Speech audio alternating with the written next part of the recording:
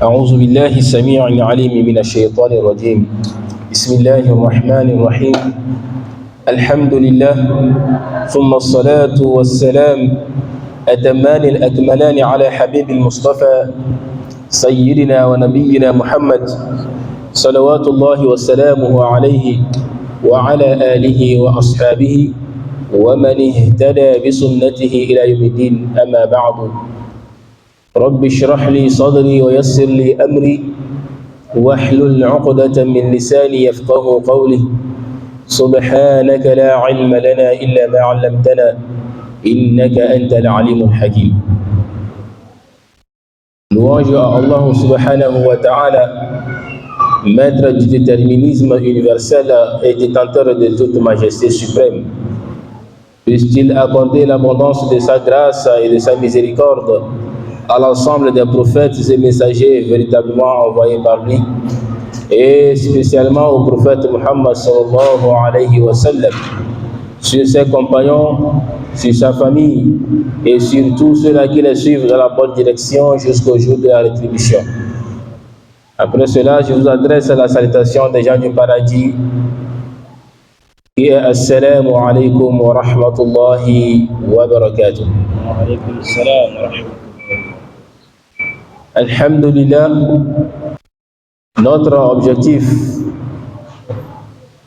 pour lequel nous sommes là aujourd'hui, c'est juste pour motiver nos chers candidats et candidates aux différents examens et leur prodiguer quelques conseils utiles qui leur seront profitables non seulement pour ces examens, mais pour le restant de leur parcours.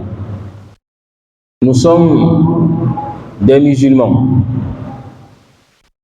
et notre législation, c'est le Coran. Alors tout ce que le musulman aura à faire, tout ce que le musulman aura à faire, que ce soit pour ses projets d'ici-bas ou que ce soit des actes de l'au-delà, il se réfère toujours au Coran, car c'est la meilleure des sources de sagesse qu'on puisse avoir sur la surface de la terre. Il n'y a pas quelque chose que Allah subhanahu wa ta'ala a omis de nous enseigner, sauf ce que nous-mêmes nous ignorons. Il n'y a pas quelque chose que le prophète sallallahu alayhi wa sallam a oublié de nous en informer, sauf ce dont nous n'avons pas connaissance. C'est pour cela qu'il est très important qu'à chaque fois que nous intervenons, ce sur quoi nous nous appuyons, eh bien c'est le Coran. Car à travers le Saint-Coran, nous pourrons en tirer beaucoup de sagesse, beaucoup de connaissances utiles. Alors, l'examen, comment est-ce que on doit préparer nos examens? Et comment est-ce que le musulman, dans quelles conditions le musulman doit se mettre en préparant ses examens? C'est ce sur quoi je vais essayer d'apporter quelques conseils utiles avant de rentrer dans le vif du sujet. Allah subhanahu wa ta'ala, dans le Saint-Coran, il ne cesse de nous raconter des histoires. Parce que le Saint-Coran, comme nous tous nous le savons, renferme des législations, des recommandations d'Allah subhanahu wa ta'ala. Et en même temps, il y a des récits que Allah subhanahu wa ta'ala nous a racontés. Mais quel est l'objectif de ces récits? Parce que Allah subhanahu wa ta'ala ne peut pas révéler un livre sur lequel doit s'appuyer toute la communauté, toute la Ummah, et nous raconter juste des histoires pour faire plaisir, ou bien pour orner le Coran. C'est parce que ces récits ont un objectif. Ces récits ont un objectif. Alors, comme Allah subhanahu wa ta'ala, à chaque fois qu'il raconte un récit, à la fin, il dit toujours que seuls les doués d'intelligence pourront tirer quelque chose. Donc Allah subhanahu wa ta'ala, dans le Saint-Coran, dans la sourate At-Taha, Allah subhanahu wa ta'ala, il nous raconte l'histoire de Moussa alayhi salatu wassalam. Et l'histoire de Moussa que Allah subhanahu wa ta'ala nous a raconté, c'est plein de sagesse. Mais on va se focaliser sur une seule chose. Allah subhanahu wa ta'ala, il a interpellé Moussa alayhi salatu wassalam.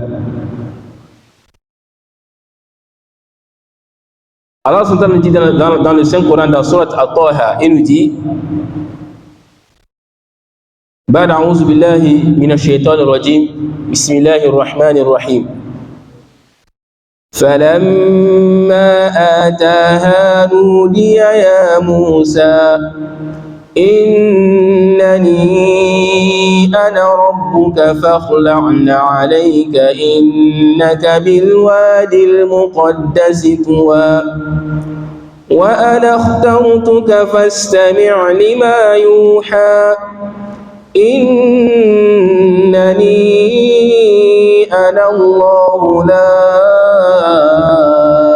إله إلا أنا فاعبدني وأقم الصلاة لذكري إن الساعة آتية أكاد أخفيها لتجزى كل نفس بما تسعى فلا يصدنك عنها من لا يؤمن بها واتبع هواه فتردى.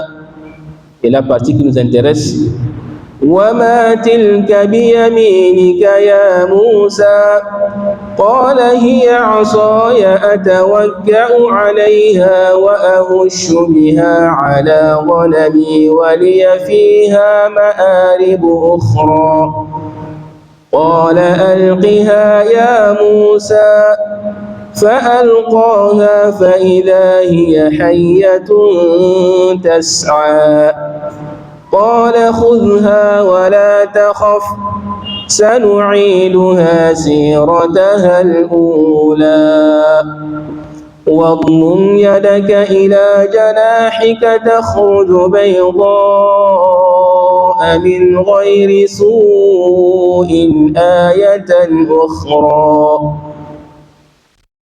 Allah subhanahu wa ta'ala, il nous dit وَمَا تِلْكَ, il a commencé, il a dit, lorsque Allah subhanahu wa ta'ala, puis lorsqu'il arriva, il fut interpellé. Qui arriva? Il s'agit de Moussa alayhi salatu wassalam. Allah subhanahu wa ta'ala a interpellé Moussa alayhi salatu wassalam et il lui dit Innani ana Allah, Innani ana Rabbuk. Je suis ton Seigneur, enlève tes sandales car tu es dans la vallée sacrée. Certes, c'est moi Allah, point de divinité que moi. Adore-moi donc et accomplis la salade pour te souvenir de moi. L'heure va certes arriver, je la tâche à peine pour que chaque âme soit rétribuée selon ses efforts. La phrase là, elle est puissante. Allah subhanahu wa ta'ala dit quoi? L'heure va certes arriver, je la tâche à peine pour que chaque âme soit rétribuée selon ses efforts. Que celui qui n'y croit pas et qui suit sa propre passion ne t'en détourne pas, sinon tu périras. Et qu'est-ce qu'il y a dans ta main, ô Moïse? Il dit, c'est mon bâton sur lequel je m'appuie, qui me sert à effeuiller les arbres pour mes moutons, et j'en fais d'autres usages. Allah lui dit, jette-le, ô Moïse. Il le jeta, et le voici, un serpent qui rampait. Allah dit, saisis-le et ne crains rien. Nous le ramènerons à son premier état. On va s'arrêter là. Allah nous raconte sa rencontre avec Moussa alayhi salatu wassalam et de ce qui s'est passé. On va se demander, mais pourquoi est-ce que Allah nous raconte cela? Il y a plusieurs sagesses. Mais nous, dans notre cas aujourd'hui, en tant qu'étudiants, en tant qu'apprenants, en tant qu'élèves, qu'est-ce que nous pouvons tirer de cette histoire, de ce petit passage que Allah subhanahu wa ta'ala nous a raconté? Alors, ce qu'il y a à retenir, c'est que il n'y a rien que l'on puisse faire sans être préparé. Il n'y a rien que l'on puisse faire sans préparation. Tout ce que tu dois faire, minime soit-il, tu dois te préparer à cela. Tu dois t'entraîner à cela. Et c'est ce que Allah subhanahu wa ta'ala a fait avec Moussa alayhi salatu wassalam. Ça, c'est un exemple parmi tant d'exemples que Allah subhanahu wa ta'ala a eu à faire avec d'autres prophètes. Il n'y a pas un prophète que Allah subhanahu wa ta'ala a envoyé vers sa communauté sans le préparer. Il le prépare toujours à ses évidences. Et Allah subhanahu wa ta'ala, sachant très bien qu'il a une mission à confier à Moussa alayhi salatu wassalam, il doit aller chez Pharaon et sa communauté pour les interpeller, pour leur faire la da'wah. Mais il faut qu'arrivé, il leur montre des preuves que véritablement il a été envoyé par Allah subhanahu wa ta'ala. Et ces preuves sont de l'ordre des miracles. Et si Moussa alayhi salatu wa salam n'était pas préparé à cela, comment il peut accomplir sa mission? Il va échouer. C'est pour cela que, étant donné que Allah subhanahu wa ta'ala veut accomplir des miracles à travers lui, il lui a préparé à tout. Il lui a dit, qu'est-ce qu'il tient dans sa main? Moussa a dit, c'est un bâton. Allah a dit, jette-le. Il l'a jeté et voilà que le bâton est devenu un serpent. Et Moussa a sursauté. Allah subhanahu wa ta'ala dit, ne crains rien. N'aie pas peur. Saisis-le. Moussa a eu peur. Allah est en train de lui rassurer. N'aie pas peur. Prends ton bâton. Et quand il a repris le bâton qui était en forme de serpent, le serpent est devenu un bâton. Ah, c'est fini. Moussa a eu le courage. C'est pour cela que quand il est arrivé devant Pharaon et ses adeptes, il a jeté le bâton, il n'a pas eu peur, parce qu'il s'est préparé à cela. Et quand les magiciens de Pharaon aussi ont jeté leur bâton, c'est devenu des serpents. Naturellement, il devrait avoir peur. Parce qu'il va se dire, comment on peut jeter un bâton, ça va devenir un serpent? Mais comme Allah l'a déjà préparé, et il sait que lui, ses prodiges, ou bien le miracle que lui, il a accompli à travers Allah subhanahu wa ta'ala, c'est Allah lui-même qui lui a préparé à cela. Mais eux, c'est de la magie. Est-ce que vous voyez? Et le prophète Muhammad sallallahu alayhi wa sallam, si on se réfère un peu à l'histoire de sa vie, avant que le prophète sallallahu alayhi wa sallam ne fasse la hijra, ne fasse l'immigration de la Mecque vers Médine, Est-ce qu'il est parti en même temps? Non. Allah subhanahu wa ta'ala lui a préparé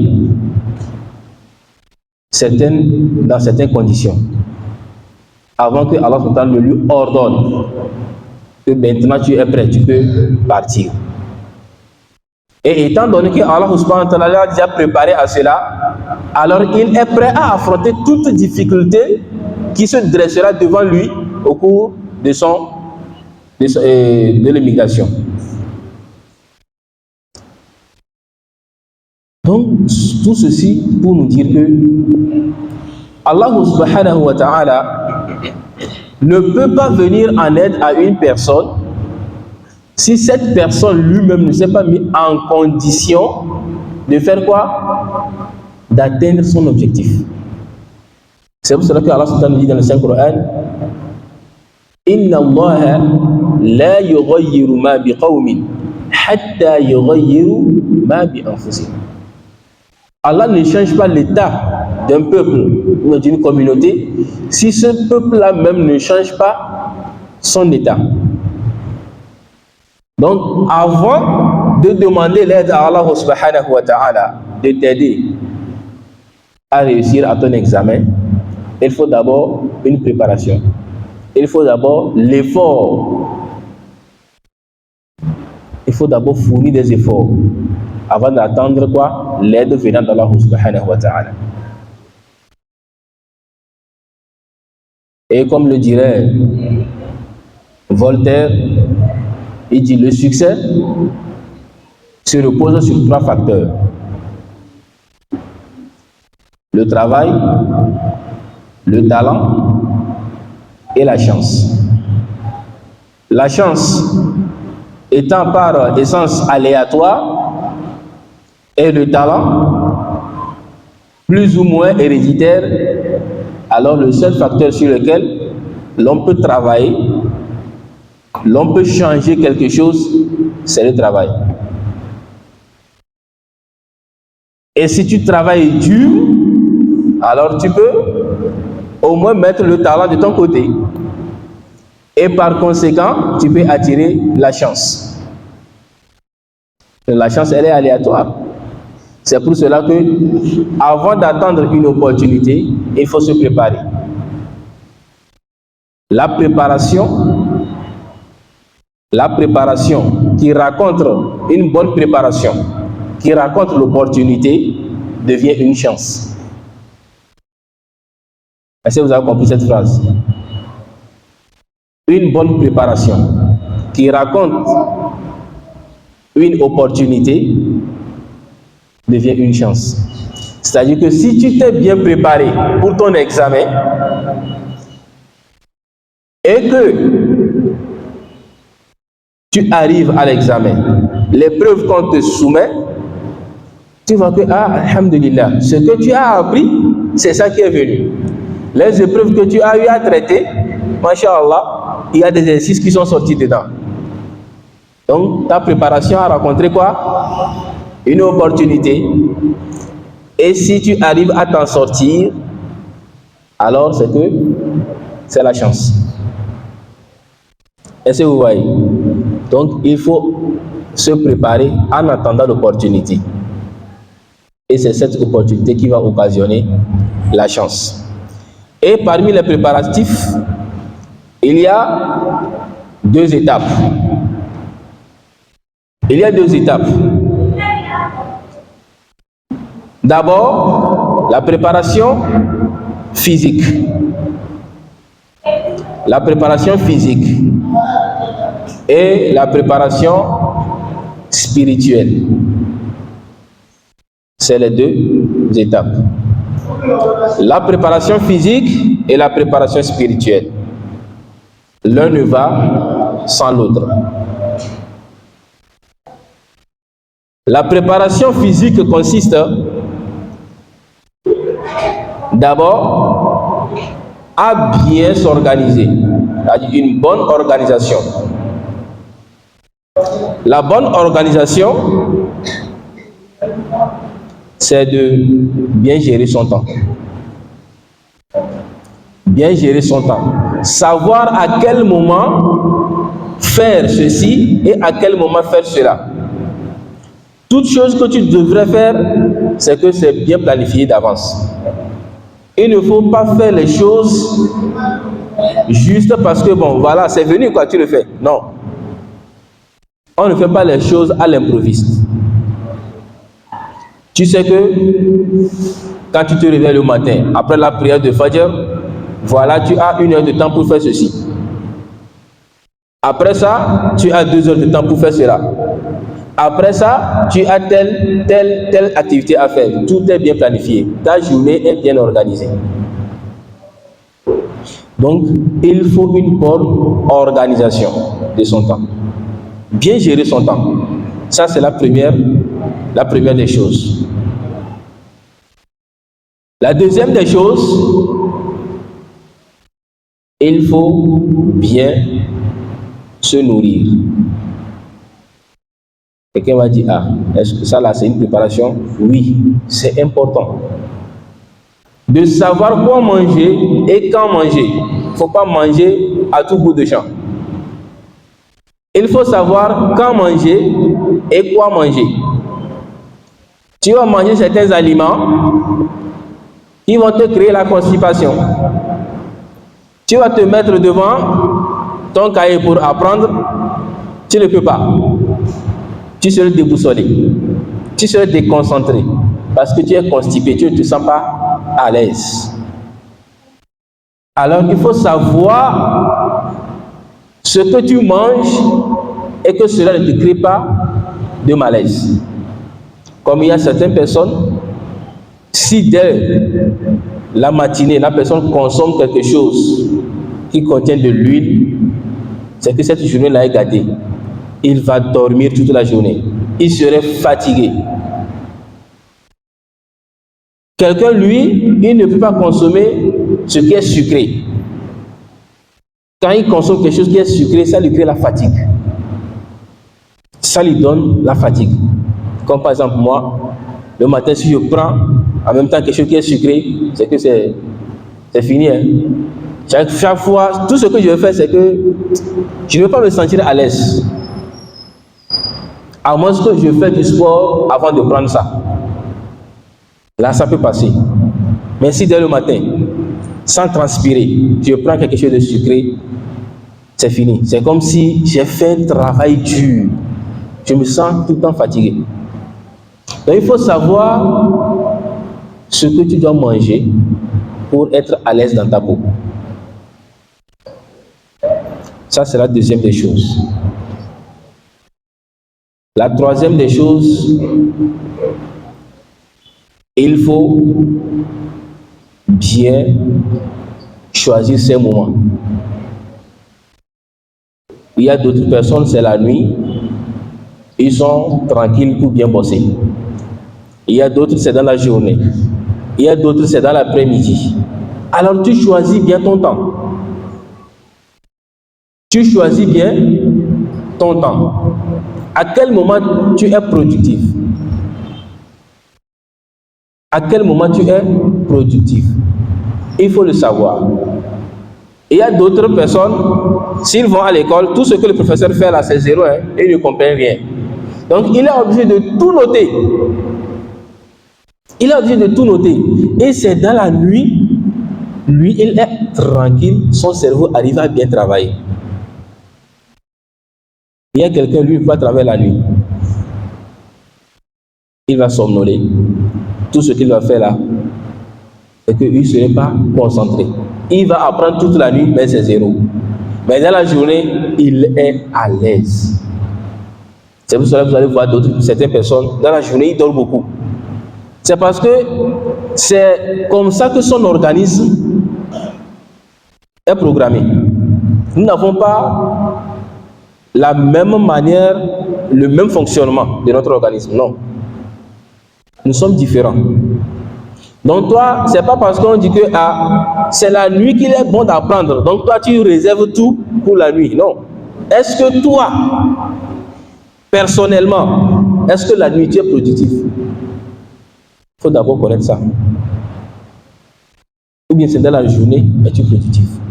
Il faut te connaître soi-même. il faut te connaître.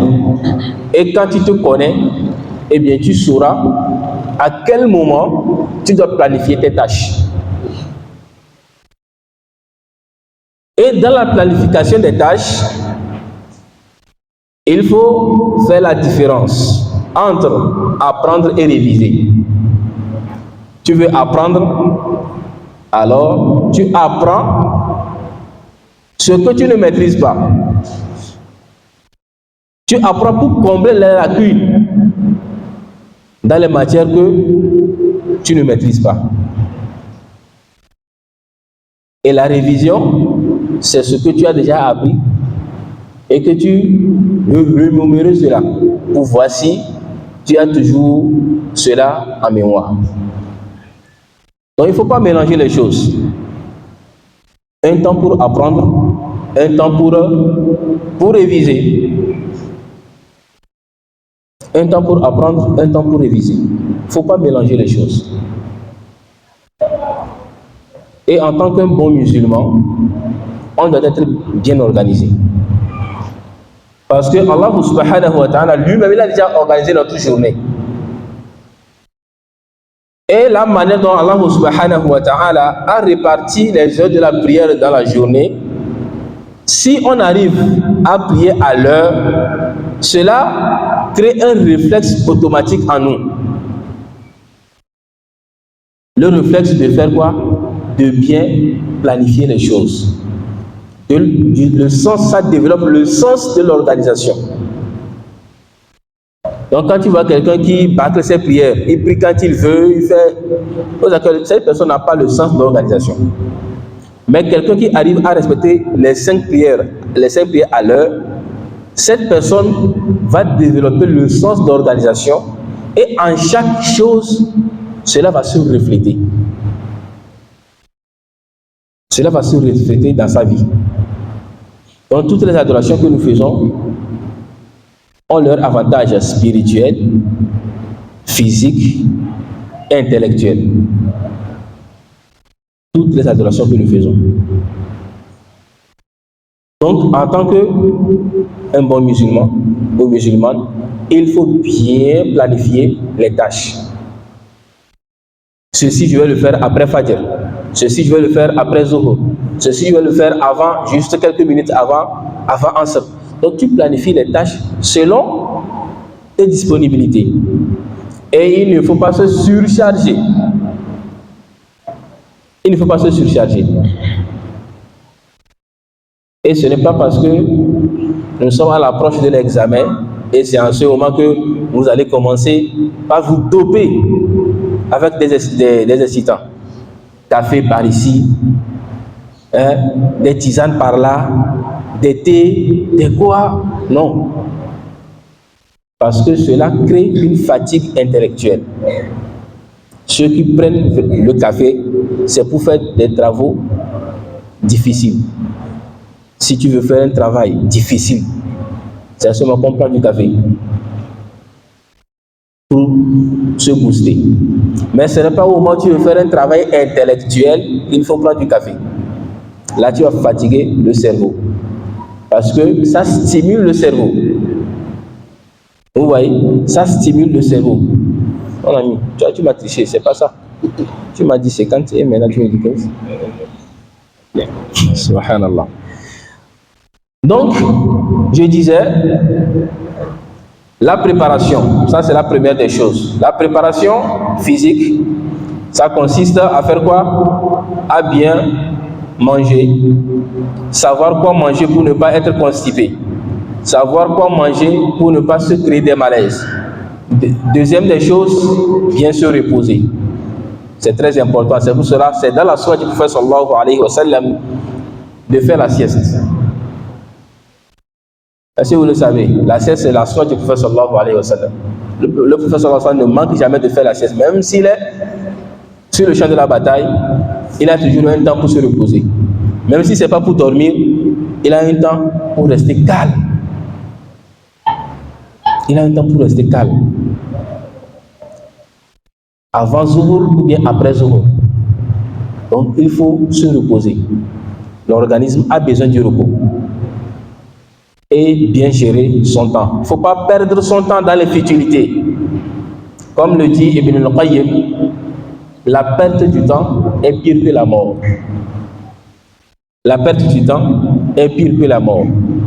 Car celui qui perd son temps, cela le sépare de l'au-delà et cela lui fait perdre les avantages de la vie d'ici-bas. Est-ce que vous voyez? Cela, il perd son temps. Donc, il n'utilise pas son temps dans l'adoration pour se rapprocher d'Allah subhanahu wa ta'ala pour avoir le paradis. Et de deux, il ne l'utilise pas pour gagner quelque chose de la vie d'ici-bas. Donc, il perd son temps dans les futilités. Donc, c'est tout. Et maintenant, il me dit que la perte du temps, c'est pire que la mort. Parce que ça ne te rapproche pas de l'au-delà et ça ne te procure aucun bien ici-bas. Donc, ça peut dire que tu es là, dans l'air. Toi-même, tu n'es pas utile à toi-même. Est-ce que vous voyez? Maintenant, il faut savoir aussi que, après avoir été bien organisé, il faut prendre des dispositions. Il faut prendre des dispositions. Quelles dispositions? Il faut prendre des dispositions à toute chose qui peut te distraire. Est-ce que vous voyez? Tu sais que toi, tu ne peux pas apprendre dans le bruit. Donc, tu sais à quel moment il y a le silence à la maison. S'il n'y a pas du silence à la maison, alors tu t'organises, tu prends des dispositions pour savoir là où tu dois aller pour pouvoir avoir la tranquillité de l'esprit, pour pouvoir bosser. Est-ce que vous voyez? Ça, c'est la première des choses. La deuxième des choses, il faut éviter la paresse. Il faut éviter la paresse. La paresse, c'est une maladie. Une maladie grave. Une maladie grave. Au point où le prophète sallallahu alayhi wa sallam lui-même, il demande protection d'Allah subhanahu wa ta'ala contre la paresse. Chaque matin, le prophète sallallahu alayhi wa sallam nous a enseigné une invocation. Et j'espère que tout le monde le maîtrise ici. Hein?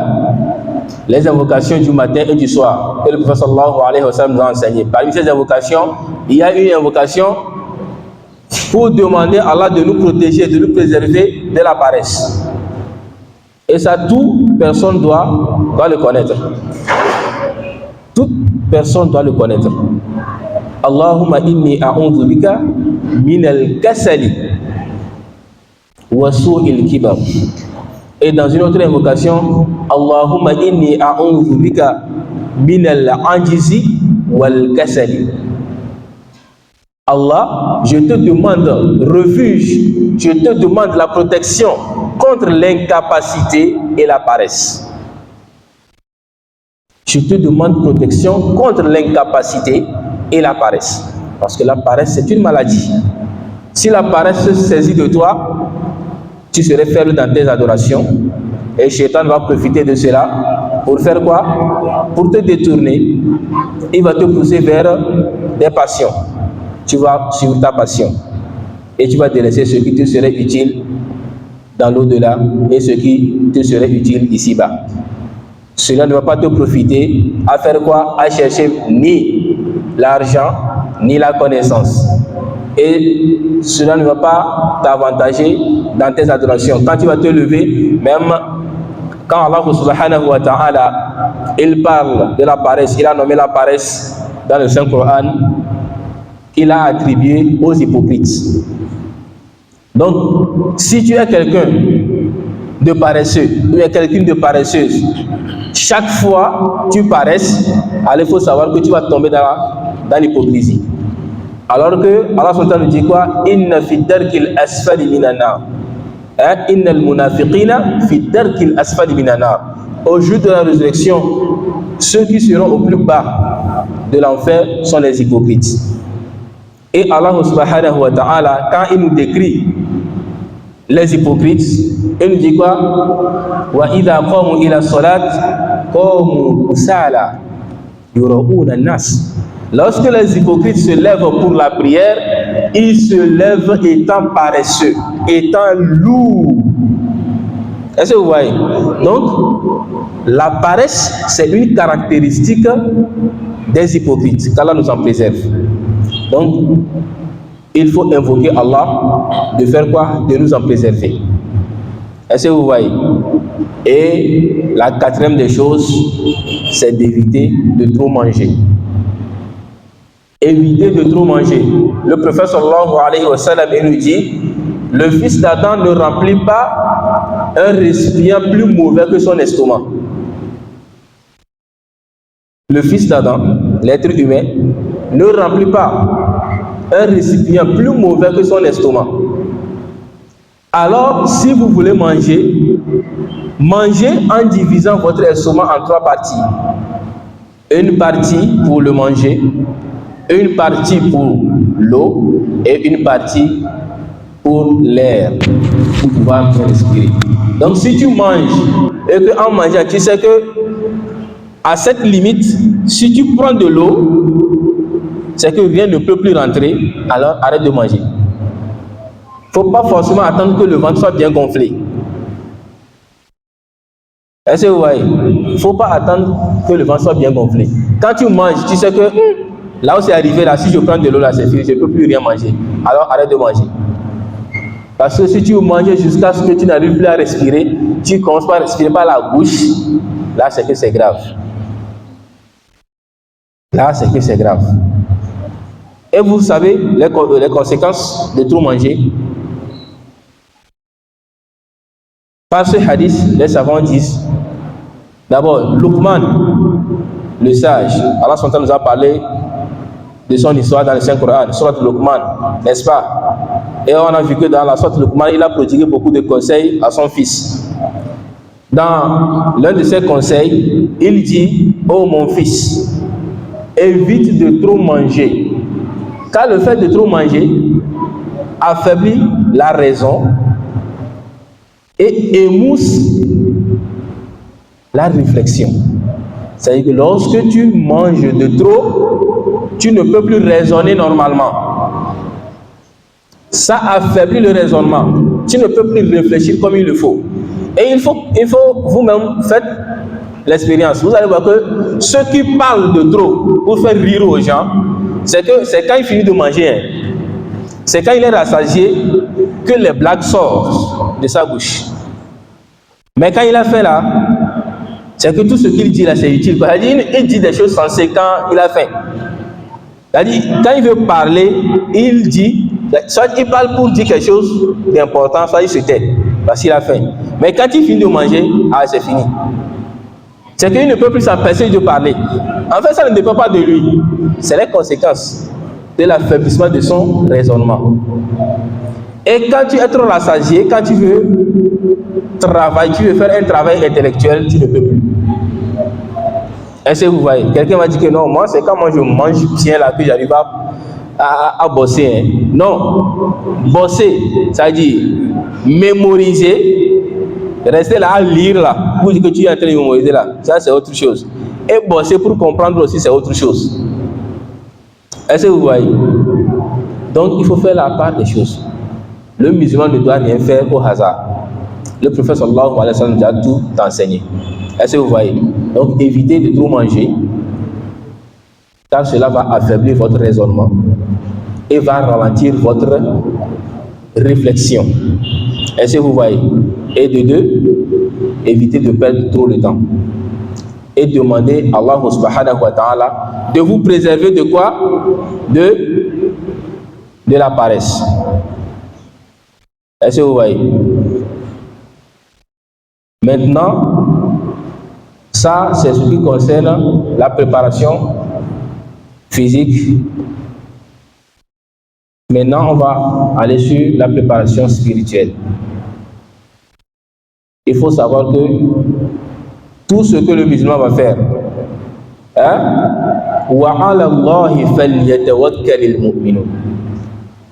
tout ce que le musulman fait, il place d'abord sa confiance en qui?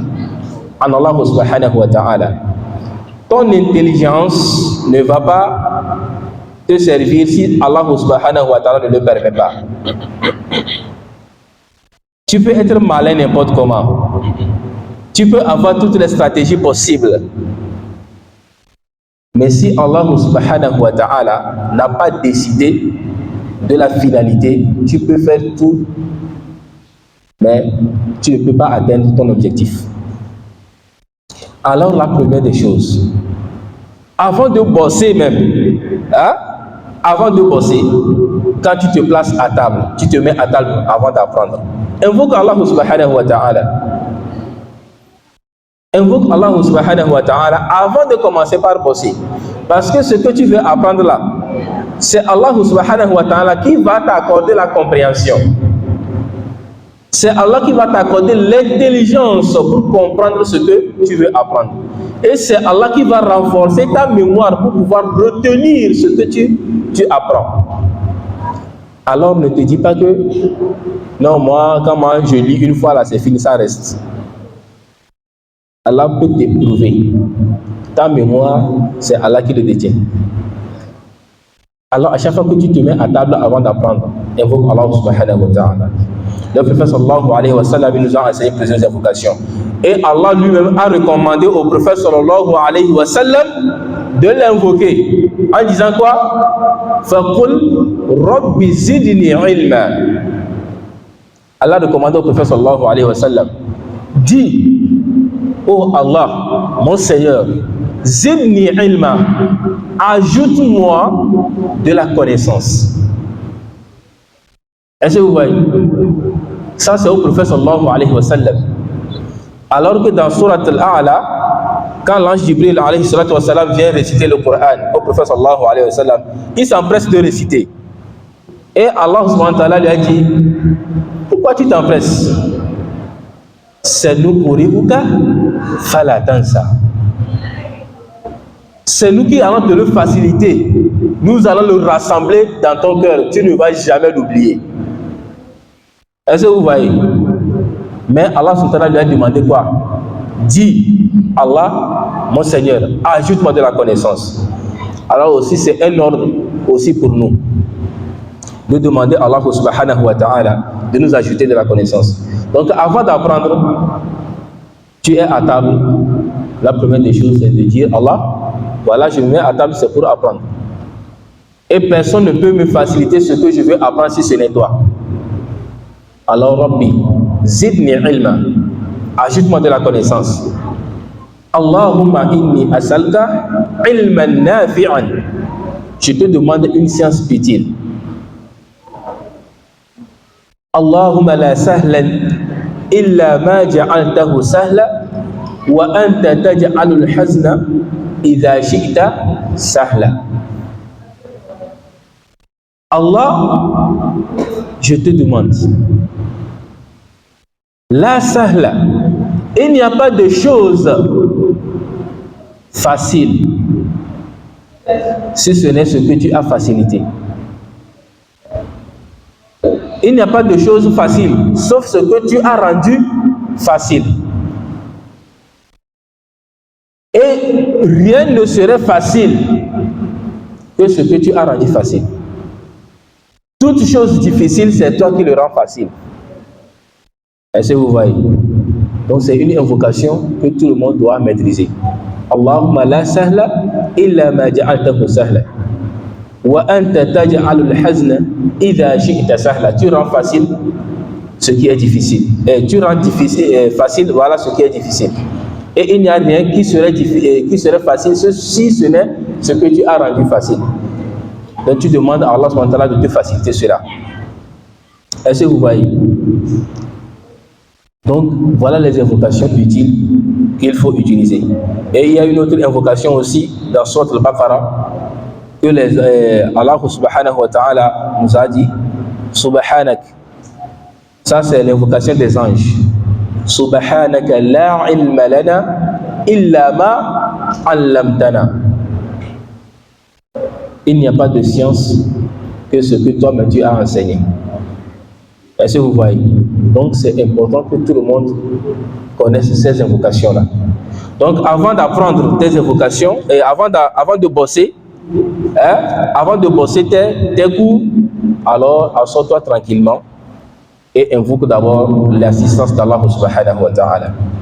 Et quand tu finis d'apprendre, il faut demander à Allah subhanahu wa ta'ala de faire quoi?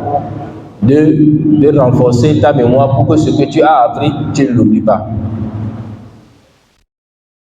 Pour que Allah subhanahu wa ta'ala renforce ta capacité cognitive pour que ce que tu as appris, tu ne puisses l'oublier. Est-ce que vous voyez? Allahumma ruzuqna ilman nafi'an. Est-ce que vous voyez? Chaque fois, il faut demander à Allah subhanahu wa ta'ala de vous aider. Et maintenant, après cela, lorsque vous finissez d'apprendre, il faut savoir aussi que Allah subhanahu wa ta'ala, il ne peut pas descendre pour te faire ce que toi tu veux. Mais c'est à toi de faire quoi? De te confier à lui. Est-ce que vous voyez? Donc avant toute chose, tu as invoqué Allah subhanahu wa ta'ala.